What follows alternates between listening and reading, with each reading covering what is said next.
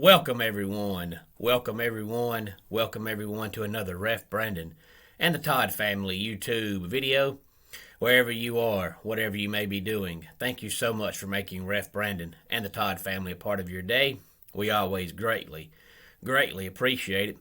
I was gonna come on here today and talk a little college basketball because for the most part, with a few exceptions withstanding, most teams now have started conference play. So I was going to talk some college basketball. And then I thought, you know what? We're right in the middle of bowl season. So it's college football prime time. So I'm going to talk some more college football. And this is a subject that should be fun. And I want to get your feedback on it because we're going to play pretend for a few minutes. Since it is the week of Christmas, of course, tomorrow is Christmas Eve and Saturday, of course, is Christmas. Let's pretend there was a sports Santa or a sports genie or a sports wizard, any of those things. And they came to you right now and said, I'm going to let you have the power to change one thing about college football, but you can only change one thing. So if there was a sports Santa or a sports genie that came to you and said you have the power to change one thing, what would you change? And as I was thinking about this yesterday, some ideas popped in my head on some of the things that I would like to see changed. So if I had to pick just one thing, I'm not quite sure yet which one I would pick. I'm just going to scroll through the list of some of the ones that I've wrote down. And if you think any of these are worth changing and you like my reasons on why I would change it, or if you have your own idea on what you would like to see changed about college football, please feel free to let me know. As I said, these are just some things that popped in my head as I was thinking about this yesterday. And all of them, I think, are worth changing and could be tweaked. So I'm going to try to give you some ideas and suggestions on what I would do if I could change them. And one of them is make bowl games more meaningful. Now, of course, to me, they're still meaningful. I love bowl games. It helps your team, whether you're in a big-time bowl game or not, because you get 10 extra practices. And without the bowl game, you don't get those extra practices. You're done for the year. But it used to be back when we had the BCS, you had those fans that would say, well, if it's not a BCS bowl, it don't matter. And now you have some fans that say, well, if it's not a playoff game or at least a New Year's Day bowl game, it doesn't matter. And that's not true. To 95% of the players, it matters. What happens is a lot of times you have 4 to 5 guys on a team that will choose to sit out and not play. Well, if you've got 80-something guys on a team and you've got 4 or 5 that don't want to play, that means the majority still want to play. So to the majority of the players, it still matters. And to the majority of the fans, it still matters. But it used to be, no matter what bowl game you played in, people talked about it. But now it just seems like most people only want to talk about either the New Year's bowl games or the playoff games. But ESPN has made more money this month on these lower tier bowl games than they have on college basketball or the NBA. So let's not pretend like bowl games are going anywhere because they're not. So here's my suggestion on what to do to make bowl games more meaningful. And I got this idea from the Tuesday night bowl game in case you did not see it or at least see the ending of it. It was the famous Idaho Potato Bowl. And at the end of the game, instead of the players dumping Gatorade on the coach's head, they dumped French fries because it was the Potato Bowl. Now, of course, I feel bad for all the coaches and players because you're going to walk back in the locker room with pieces of French fry in your cleats. But it hit me. What a great idea. Think about the Chick-fil-A Bowl. And the winning team gets to choose, do you want a chicken sandwich or do you want chicken strips or chicken nuggets? And every player on that team and every coach on that team gets a free sandwich, free strips, or free nuggets. And think about the Outback Steakhouse Bowl. What about they win and the winning team, every player and every coach on that team gets a free bloomin' onion? And you can go through the list of every single name bowl game that has a grocery store or a restaurant in the name. Or take, for example, one's called the Quick Lane Bowl. And let's say you're on a team that wins that bowl game. You get to take your car to the nearest Quick Lane. You get a free oil change. And you can do that with every single bowl game, whatever the sponsor is, the winning team and the winning coaches get a free, whatever the bowl game is. I think that's a great idea. I think it would work. And I think it would also make it more interesting for the fans. How many people would like to watch a bowl game and see the Outback Bowl and the winning team, they just dump bloomin' onions onto the field? Or Clemson plays in the Cheez-It Bowl next week. Say you win and they just give you a whole 1,000-pound bucket of Cheez-Its. I think that would work.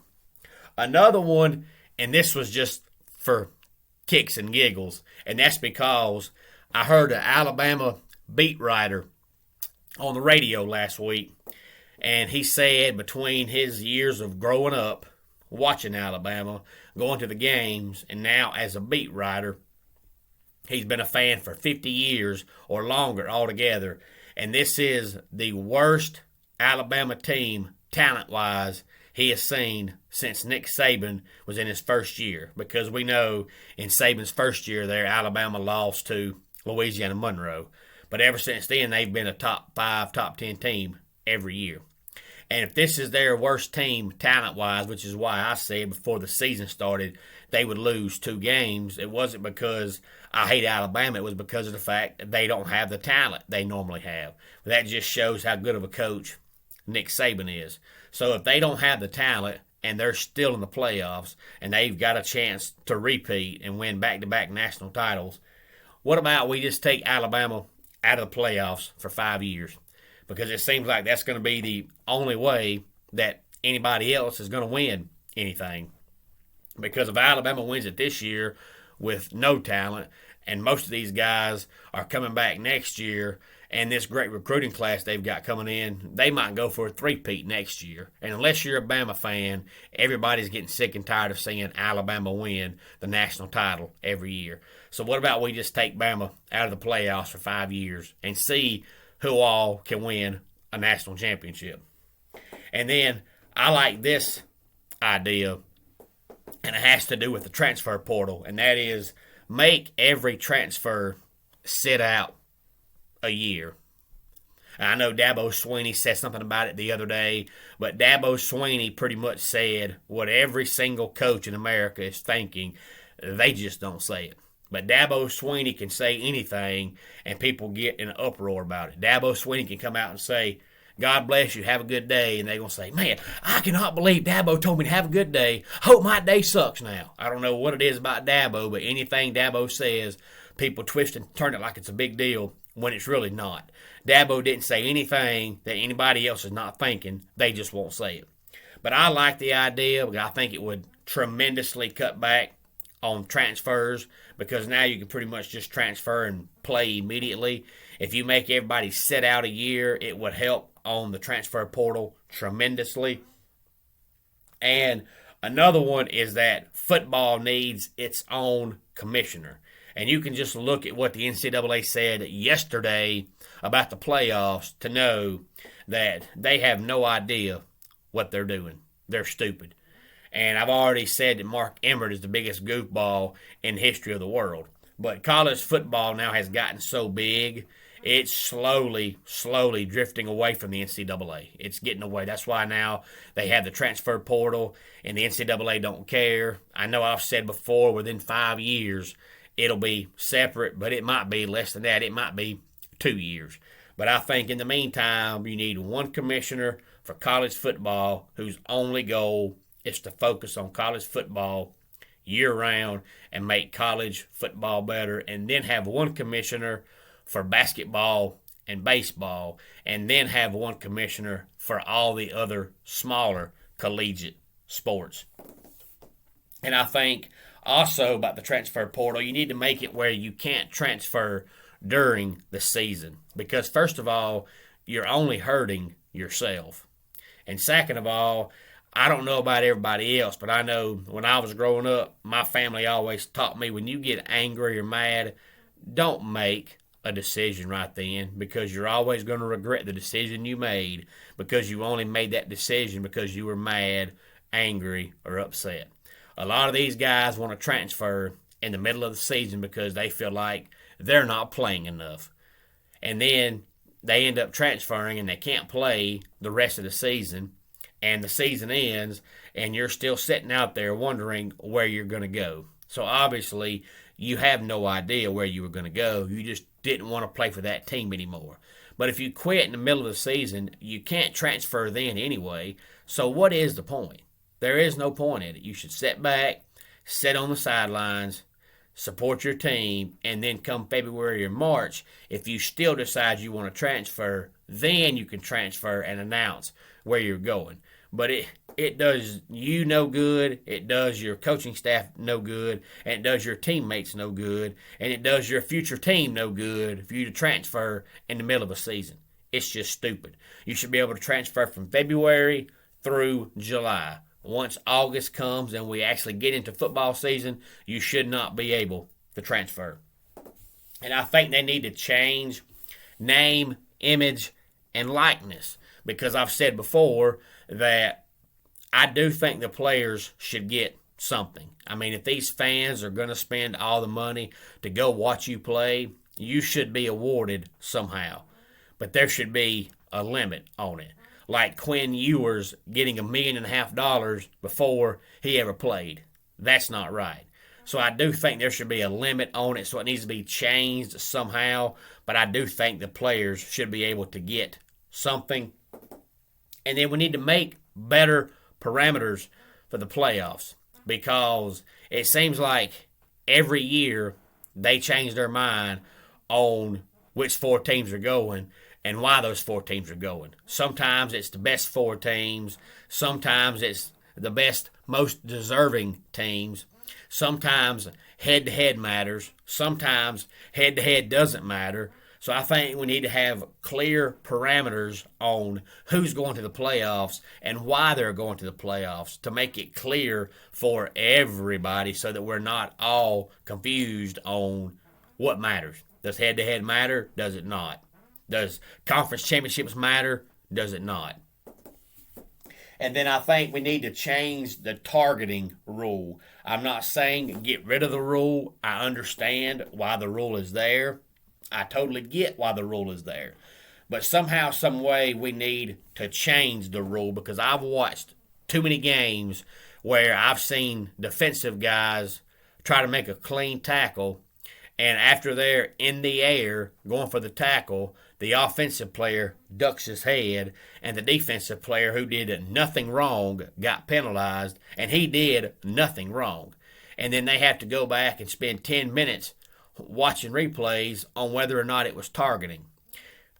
If we can sit at home and we can watch on TV and we can determine whether or not there was intent, those guys can. And no, I'm not bashing the referees. If you follow the channel, you know by now I'm not a referee basher. They make mistakes. We all make mistakes. I'm not one of those fans that wants to justify my players messing up, but the referees can't mess up. I understand they mess up too. And all they're doing is following the rules. So I'm not blaming the referees. I'm saying the rule needs to be tweaked. If they have to make it like the NBA, where you have a flagrant 1 and a flagrant 2, that's fine. But if you watch the film and the defensive player looks like he was intentionally hurting somebody, throw him out of the game. If it was just a basic football move and it happened, or he goes for the tackle and the offensive player ducks his head, I'm sorry, that's not targeting. So I think if there's not intent behind it, you should get 1 warning, and then the next time get thrown out. You shouldn't get thrown out the first time you make a football move and the offensive player ducks his head. To me, that's not right. Just like I watched a game earlier this year. I don't recall what game it was, but I watched a game earlier this year where a defensive player went for a tackle and the offensive player fell on top of the defensive player. So he was not actually down. Well, then another guy comes in from the front trying to tackle him. Well, the only place you're going to hit in that circumstance, in that situation, is the guy's helmet, because he lands on top of somebody else and he's trying to get back up. So the first thing that comes up is his head. So there's no other way you can tackle a guy in that situation except for hitting him in the head. So the offensive player falls on top of a defensive player, and another defensive player notices it and comes in from the front and tries to tackle him, and he gets penalized. That's stupid. That's wrong. There's nothing else you can do when you're coming into the guy face to face and the guy's coming off the ground with his head up. How else are you going to tackle him? That's all you can do. So the targeting rule needs to be changed somehow, some way. And then replay needs to be changed, because college football survived before instant replay. So it could survive now without instant replay. But when they brought this thing in 20 years ago, or ever how long it's been now, I'm not sure what year it came in, but when they brought it in, it was supposed to fix all the mistakes. And I can watch games and see plays, and they'll spend 15 minutes watching the monitor, and the announcers, whoever they are, will talk about how it's clear that the call was wrong, but yet the referees will get back on the field and say it was right. Or they'll say it was clear that they got it right, and they'll come back on and say they got it wrong. When you can watch at home and see that they were right, but they'll change it anyway. So if you're going to waste my time and make me wait 10 extra minutes when I can watch the replay and realize what the call was without having to have 95 replays, there's no sense in having it. If you're going to spend all that time watching it and you still get it wrong, there's no point in having it. Because if it's clear and indisputable to everybody in the crowd and everybody at home and the announcers in the booth, but yet you're watching it on the little screen for 10 minutes and it's not clear to you, get rid of it. What's the point in having it? If it was brought in to fix the wrong, but it's not fixing the wrong, then there's no sense in having it. So those are just some of the things that I would like to see changed. If I had to pick one of the things on that list to change, I would probably pick the replay, only because I hate it. I can't stand it. And very, very, very rarely does a play in a game actually make the difference in that game. There's always situations where you can make up for the mistake, offense or defense. So whether the call goes your way or not, it doesn't matter. You always have time and you always have a chance to fix it. And like I said, college football lasted before it and it would last without it. But what's the point in bringing it in and making these games last 20 minutes longer for you to watch the replay and you still got it wrong? If you brought it in to fix what was wrong, but yet it's still wrong, then you brought it in for no reason. So if it's pointless, why have it?